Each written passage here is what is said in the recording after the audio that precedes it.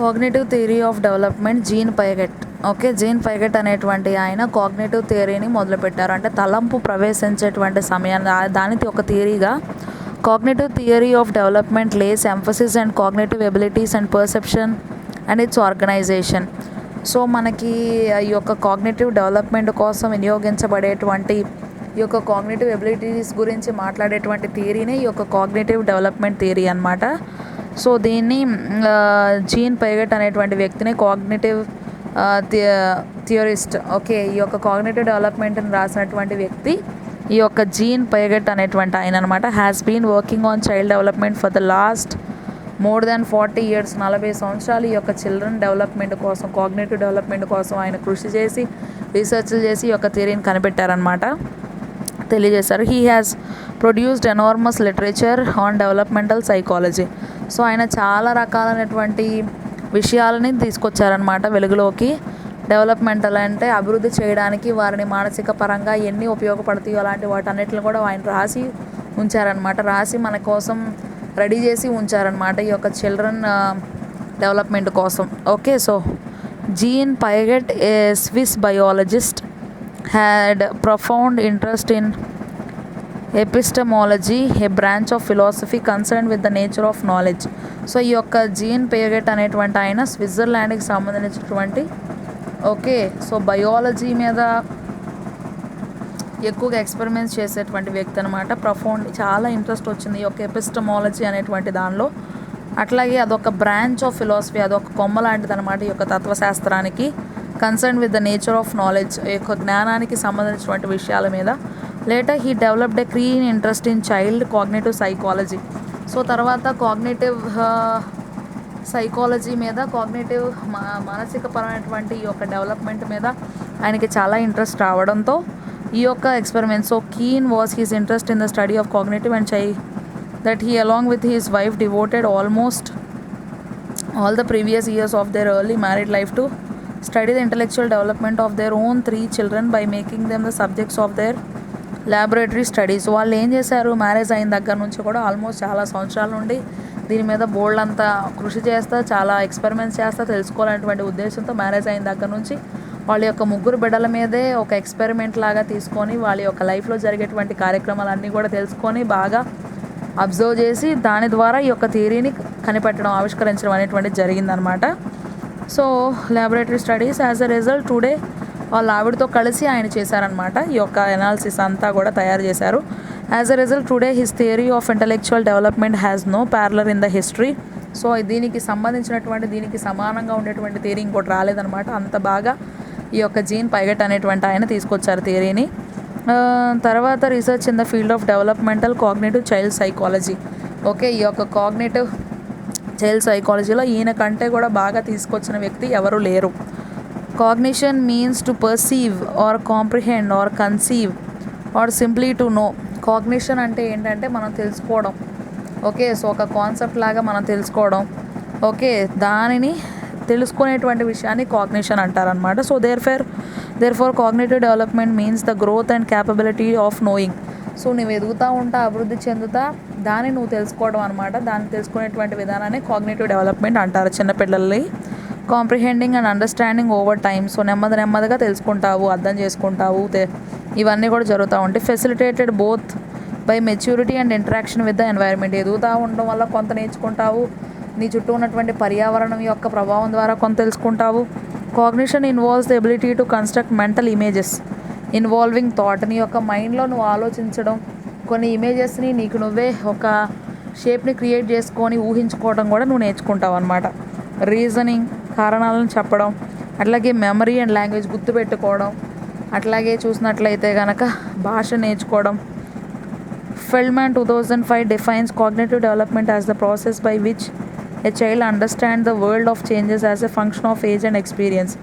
So Feldman అనేటువంటి ఆయన 2005 సంవత్సరంలో ఏం చెప్పారు అంటే, కాగ్నిటివ్ డెవలప్మెంట్ అనేటువంటిది ప్రాసెస్ బై విచ్ చైల్డ్ అర్థం చేసుకుంటారనమాట. ప్రపంచం అంటే ఏంటి, దానిలో ఎన్ని రకాల మార్పులు జరుగుతున్నాయి, దాన్ని ఎలా నడిపిస్తున్నారు అనేటువంటిది వయసు ద్వారా, అనుభవం ద్వారా నేర్చుకునేటువంటి దాన్ని కాగ్నిటివ్ డెవలప్మెంట్ అంటారు అని ఫెల్డ్మాన్ 2005లో ఓకే సో ఈ యొక్క విషయాన్ని చెప్పారనమాట.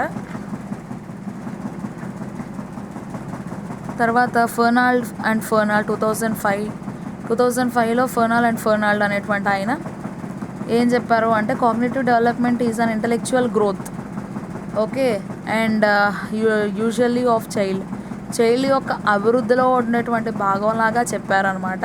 The emphasis is upon the development of capacities and memory problem solving techniques. వాళ్ళ యొక్క అభివృద్ధి ఎలాగా ఉంటుంది అంటే వాళ్ళ యొక్క ఎబిలిటీస్ ఏంటో వాళ్ళు తెలుసుకుంటారు, గుర్తుపెట్టుకునేటువంటి కెపాసిటీ నేర్చుకుంటారు, సమస్యల్ని ఎలాగా పరిష్కరించుకోవాలి అనేది నేర్చుకుంటారనమాట. Thus we understand cognitive development as gradual orderly changes by which mental processes such as perceiving, remembering, reasoning, problem solving. So ఇవన్నీ కూడా ఉంటాయి అన్నమాట. ఇక్కడ మనం చూసినట్లయితే కొంచెం నెమ్మదిగా కొన్ని మార్పులు అనేటువంటివి ఆ యొక్క చిన్నపిల్ల జీవితంలో జరుగుతూ ఉంటాయి అన్నమాట. మానసికమైనటువంటి ప్రక్రియలు జరుగుతూ ఉంటాయి. తర్వాత గుర్తుపెట్టుకోవడం తెలుసుకుంటారు. తర్వాత ఒక సమస్యను ఎలా become more complex and sophisticated. So అట్లాగా కష్టమైన పరిస్థితుల్లో కూడా ఎలా నడుచుకోవాలనేది గ్రాడ్యువల్గా నేర్చుకుంటారనమాట.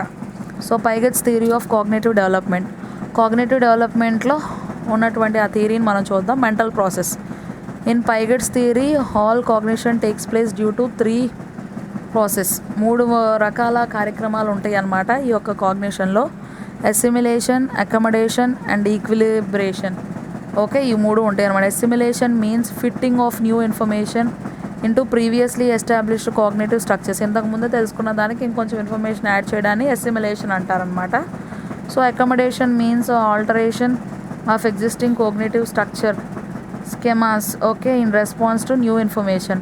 సో ఇదేంటి అంటే ఆల్రెడీ ఉన్నటువంటి ఆ కాగ్నిటివ్ ఇన్ఫర్మేషన్ లేదంటే ఆ కాగ్నిటివ్ ఆకారానికి ఓకే కొత్త ఇన్ఫర్మేషన్ యాడ్ చేసినప్పుడు వచ్చేటువంటి రెస్పాన్స్ని మనం అకమడేషన్ అంటాము. So equilibration means optimal level of intellectual functioning taking place when there is a balance between assimilation and accommodation. మనం చూసినట్లయితే optimal level of intellectual functioning balance between అసిమిలేషన్కి అకమడేషన్కి మధ్యలో బ్యాలెన్స్ మెయింటైన్ చేయడాన్ని ఈక్విలిబ్రేషన్ అంటారు. The cognitive structure changes from one stage to another by process of equilibration. Cognitive structure అనేటువంటిది మారుతూ ఉంటుంది అనమాట.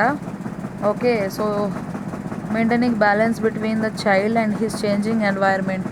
సో అతనికి ఉన్నటువంటి ఇవన్నీ కూడా బ్యాలెన్స్ చేస్తే చైల్డ్ యొక్క డెవలప్మెంట్ని అట్లాగే ఎన్వైర్మెంటల్ చేంజెస్ని కూడా బ్యాలెన్స్ చేయడాన్ని ఈక్విలిబ్రేషన్ అంటారు. These 3 process together facilitate adaptation. So ఇవన్నీ కూడా జరుగుతూ ఉన్నప్పుడు వచ్చేటువంటి దాన్ని అడాప్టేషన్ అంటాం మనం. Adaptation is an ongoing process which helps the individual internalise or store that entire one comprehends. So ఇదేంటి అంటే ఆన్ గోయింగ్ ప్రాసెస్ అనమాట. ఇండివిజువల్ వ్యక్తిగతంగా ఉండేటువంటి ఇంటర్నల్గా నేర్పించేదాన్ని. తర్వాత store that entire one comprehends. All learning is adaptive as an infant learns to cry when hungry. ఎప్పుడైతే ఆకలి అవుతుందో ఆ యొక్క చిన్న పిల్లలు కూడా ఏడవటం ఎలా నేర్చుకుంటారో సో అలాంటిది అనమాట ఈ యొక్క అడాప్టేషన్ అనేటువంటిది. సో స్టేజెస్ ఆఫ్ కాగ్నిటివ్ డెవలప్మెంట్లో ఉండేటువంటి స్టేజెస్ ఏంటి అనేది చెప్పారనమాట.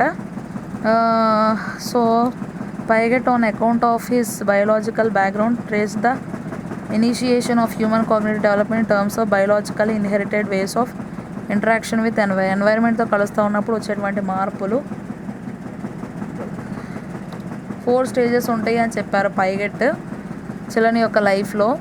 అవి ఏంటంటే సెన్సారీ మోటార్ స్టేజ్ అంటే పుట్టిన దగ్గర నుండి 2 సంవత్సరాల వరకు. ప్రీ ఆపరేషనల్ స్టేజ్ 2 సంవత్సరాల నుండి 7 సంవత్సరాల వరకు. కాంక్రీట్ ఆపరేషనల్ స్టేజ్ 7 సంవత్సరాల నుండి 12 సంవత్సరాల వరకు. ఫార్మల్ ఆపరేషనల్ స్టేజ్ 12 సంవత్సరాలు ఆ పైన ఉండేటువంటి దాన్ని ఫార్మల్ ఆపరేషనల్ స్టేజ్ అంటారనమాట.